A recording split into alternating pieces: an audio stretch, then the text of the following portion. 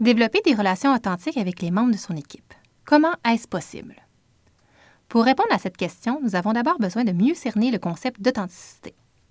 Le psychologue humaniste Carl Rogers définit l'authenticité comme étant la faculté d'être ce que l'on est, de jouer des rôles qui nous conviennent, à notre façon, sans façade ni prétention. Bref, l'authenticité, c'est de demeurer soi-même. Comme l'explique Rogers, l'authenticité permet le développement de relations plus positives et productives.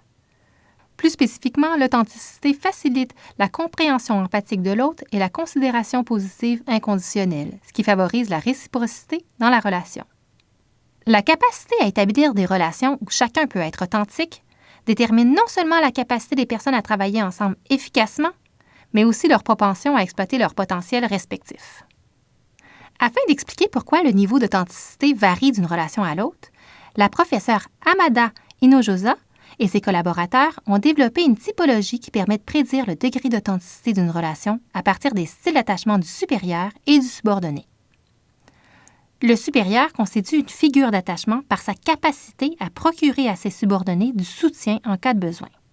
Sans surprise, une relation authentique implique qu'à la fois le supérieur et le subordonné aient tous les deux un style d'attachement sécurisant. Dans une relation authentique, chacun se sent libre d'être lui-même et de dire ce qu'il pense et ressent. Ce type de relation se caractérise par un climat de confiance et de soutien réciproque.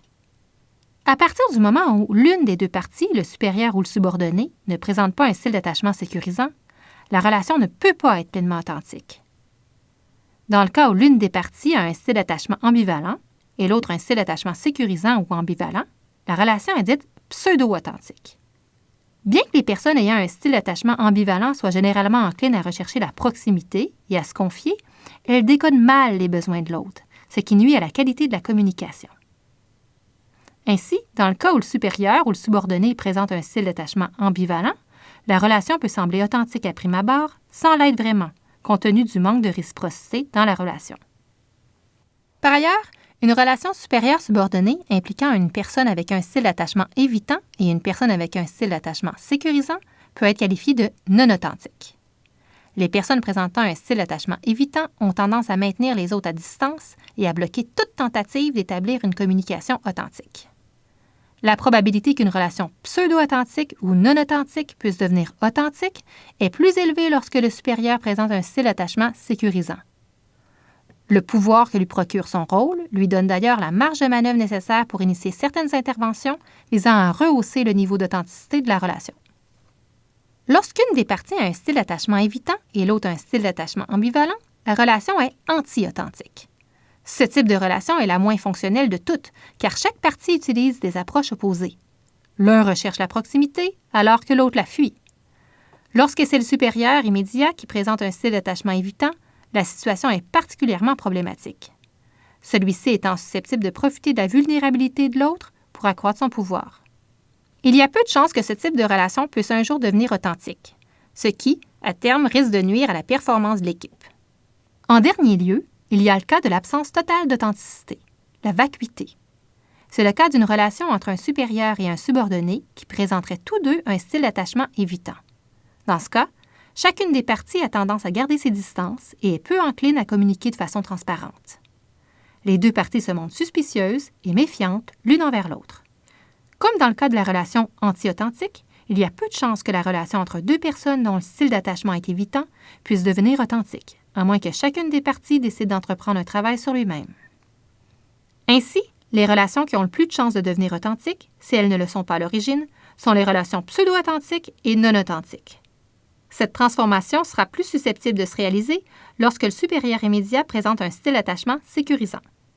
Dans ce cas, le supérieur immédiat peut servir de base sécurisante et amener progressivement son subordonné à prendre conscience de certains patterns comportementaux dysfonctionnels.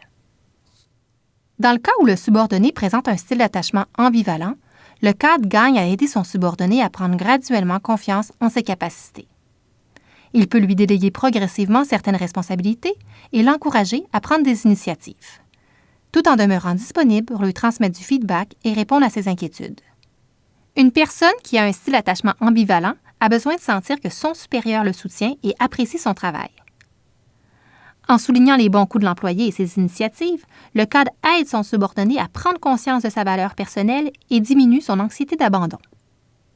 Le renforcement positif aidera l'employé à prendre graduellement confiance en ses moyens. Progressivement, en adoptant cette attitude, le cadre pourra réussir à transformer une relation pseudo-authentique en une relation authentique. Avec son subordonné dont le style d'attachement est évitant, la stratégie sera différente. D'ailleurs, les personnes ayant un style d'attachement évitant se montreront sans doute plus résistantes aux interventions de leurs supérieurs visant à améliorer la qualité de la relation. Tout d'abord, le cadre dont le subordonné présente un style d'attachement évitant a avantage à ne pas brusquer les choses en respectant sa volonté d'autonomie et d'indépendance. La patience sera un précieux allié dans cette démarche. Pour gagner la confiance d'un employé dont le style d'attachement est évitant, il est important de reconnaître les compétences de celui-ci et de lui déléguer des responsabilités qui répondront à son besoin de pouvoir. Par ailleurs, le cadre doit aussi fixer des règles lui permettant de faire un suivi sur les projets et d'évaluer les progrès.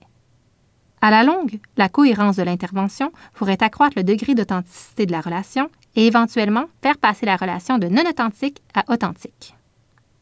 Dans tous les cas, pour être en mesure de développer une relation authentique, les cadres doivent donner l'exemple en se montrant dignes de confiance et en favorisant une communication franche, honnête et respectueuse, et ce, quel que soit le style d'attachement du subordonné.